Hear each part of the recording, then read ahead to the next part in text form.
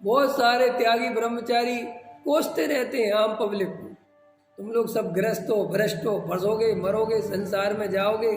और वे अंदर ही अंदर इसी बात से संतुष्ट होते रहते हैं कि हम सही चल रहे हैं। क्योंकि हम सही चल रहे हैं इसका भरोसा कैसे आए जीव को?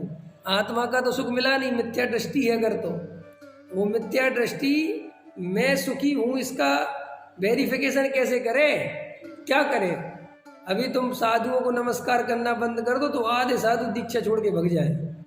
वे तुम्हारे नमस्कार के दम पे तो टिके रहते हैं कि हम कुछ अच्छे चल रहे होंगे, जब तुझे हमें नमस्कार कर रहे हैं तो तुम उनसे नमस्कार करो ही मत। तुम कहो तू तो दुखी आदमी है, तो बे भाई साहब पागल हो जाए। अरे तो गृहस्थ उनको नमस्कार कर करके नवदुएगा, ठीक है ठीक है। ये मिथ्या, इसलिए मिथ्या दृष्टि नमस्कार करवाना चाहता है, क्योंकि उसको नमस्कार करता है तो उसको सुखी लगता है। उसके पास है क्या सुख? बताओ, मिथ्या दृष्टि हो कोई, वो त्यागी वृत्ति बन जाए, साधु बन जाए, तो बेचारे को आत्मा तो मिली नहीं। अब रोटी भी रूखी सूखी खाता है, समाज वाले बढ़िया बढ़िया खिलाए, जरूरी तो नहीं है ना। अब वो नियम धर्म पालता है तो अंदर से करे क्या? तो उसको सुख तो आत्मा से मिल रहा था, वो पता नहीं है। तो ये सुख फिर यहाँ के छोड़ दिए लौकिक, तो फिर यही सुख दिखता है कि करोड़पति आके नमस्कार करे। हाँ, उसी सुख दे। महाराज के पास प्राइम मिनिस्टर पहुंच गया, उस दिन महाराज को बहुत मजा आता है, ख्याल में राष्ट्रीय संत बन गए, बहुत मजा। कुछ तो बने। मिथ्या दृष्टि कुछ ना कुछ बनना चाहता है। हम रात और दिन बिजी क्यों रहना चाहते? हम कुछ ना कुछ करना क्यों चाहते? क्योंकि कर करके अहंकार पुष्ट होता है, नहीं करने से अहंकार पुष्ट नहीं होता। अहंकार गलत है। जैसे मैं दिन भर घर पे बैठा हूँ तो मेरा अहंकार कैसे पुष्ट होगा?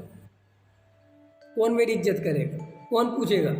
और अगर मैं काम करूँ है, तुम अपने घर में ही देख लो, अगर अपन काम करके आओ, मेहनत करके आओ, तो बाल बच्चे बड़ी सेवा करते हैं, बड़े प्रेम से बात करते हो। तुम दिन भर घर में पड़े रहो और फिर पानी मांगो तो कैसा होता है? फिर पानी फिर क्या बोलते हैं? दिन भर पड़े हो, गिलास पानी नहीं ले सकते। तो इसलिए जीव करना चाहता है, कर्तृत्व चाहता है, कुछ करो करो, मेहनत करता है, क्योंकि जीव को बैठना उसके अहंकार को गलाना है।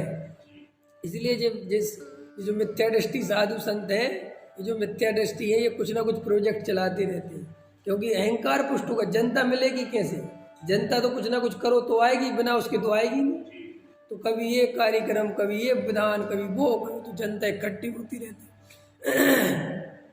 जो ऑनलाइन का जमाना आया तो बहुत तकलीफ बढ़ गई थी साधु संतों, क्योंकि जनता ही नहीं आ रही भैया। अब करें क्या? धर्मशाला में अकेले बैठी बैठी। ख्याल में है कि नहीं आया? ये बहुत अपन को लगता है एक एक कसाय अंदर दबी पड़ी है। इसलिए मैं आपसे कहता हूँ, तुम अभी अपने को बहुत मंद कसाय समझ लेते हो भ्रम से। पता नहीं है, जरूरी नहीं है तुम मंद कसाय हो।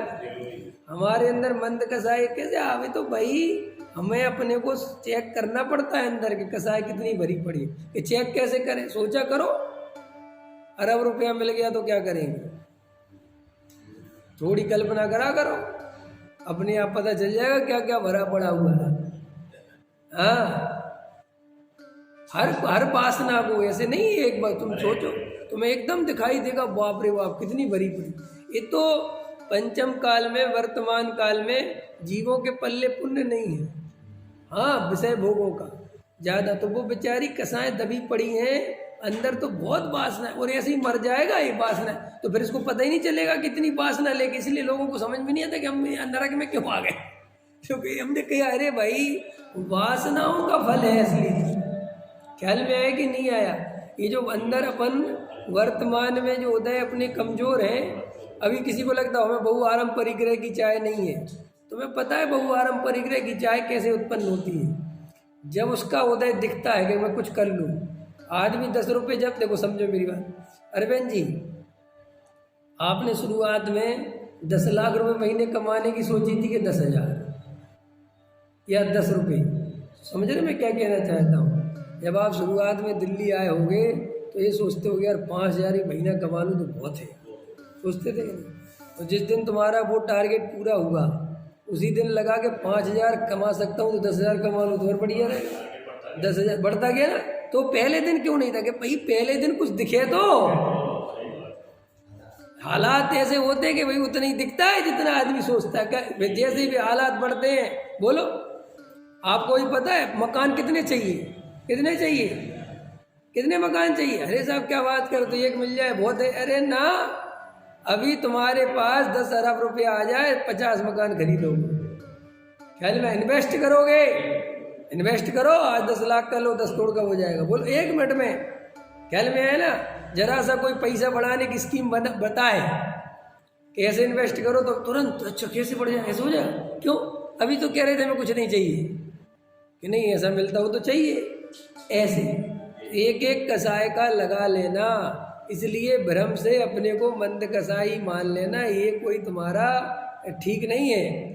अंतरंग से, गहराई से एक एक कसाई जब दिखेगी, जब अपना पुण्य का उदय बढ़ेगा। इसलिए बहुत सारे लोग, टोडामल जी साहब तो ऐसे कमाल के ज्ञानी हैं, ऐसा वर्णन करते हैं, मनोवैज्ञानिक है बहुत बड़े टोडामल जी।